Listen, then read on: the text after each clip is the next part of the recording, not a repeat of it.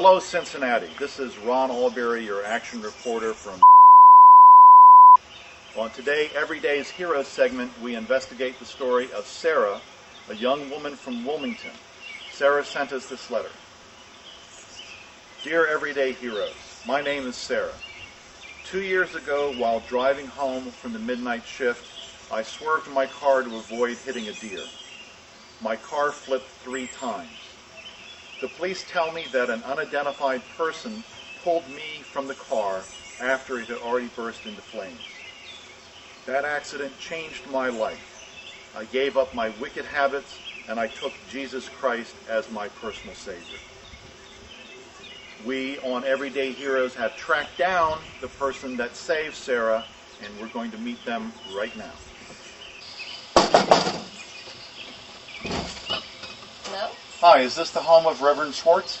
Yes, it is. Come on in. Thank you. You must be from that news crew. Okay. This is good. All right, let me just move these eggs out of the way. Actually, no, I kind of like them. You know, it's Easter time, it's festive, it's holiday. Let's go ahead and leave it. Is this going to block the shot, or is that okay? It's okay. All right, yeah. good. All right. Every spring equinox, I do holiday eggs for my grandchildren. Okay, so, Reverend Schwartz. You can call me Paula. That's fine. Okay, all right, thank you. So, tell me, Paula, tell me about the night of the car accident. Wasn't that a really frightening experience? Where did you get the courage to go up to a car engulfed in flames and pull someone out of the wreckage? Well, it's pretty easy to do. I live my life by the Wiccan Reed, which means whatever we send out into the universe comes back to us by power of 3. As a Wiccan, I'm a Kuan Yin. I'm a follower of Kuan Yin, the goddess of mercy and compassion. She's a Chinese deity, and my Wiccan beliefs align with helping others. And when I do, these good deeds come back to me. All right, cut. I'm sorry. I'm a little confused. I thought you were a minister. I am I'm an ordained Wiccan minister. So you're a witch? In the common parlance, yes, I'm a witch. Oh, okay. All right. Okay, I didn't realize that. And you know, that's fine. But I thought you guys were like devil worshippers. That's the dumbest thing I've ever heard. No, you watch a lot of Hollywood movies, haven't you? Okay, just do me a favor before we get into this interview.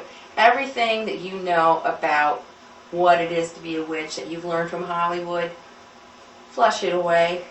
You know, it's one thing for her to be a woman and not Mr. Action Hero, but what the hell is going on with this? All right, you want me to finish the piece? All right. Okay. All right. No, everything's fine. I'll take care of it. I'm a professional. Everything's fine. Okay, Paul, I'm sorry about Everything that. fine? Yeah, everything's fine. Okay, good. So you know, these eggs, these Easter eggs are beautiful, and I think it's really sweet that you did this for your grandson. You said. Mm-hmm.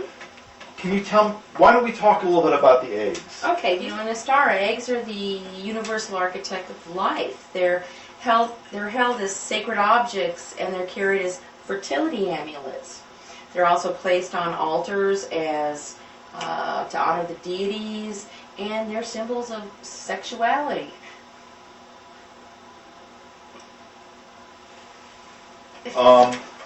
Cut. So I'll go ahead and cut. The dumbest thing I ever heard. Right. Cut. Cut. I'm sorry. Fred, what are you doing to me?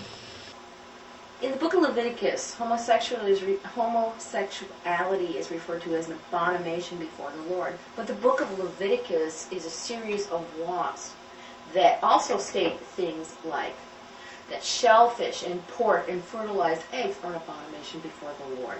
Leviticus in the Old Testament is being thrown at our faces to say that, to use that homosexuality is an abomination. What about eating shellfish? What about eating pork? Are we going to pick and choose which laws you want to follow? Do you follow all of the Old Testament, or you just follow bits and pieces? I find this confusing.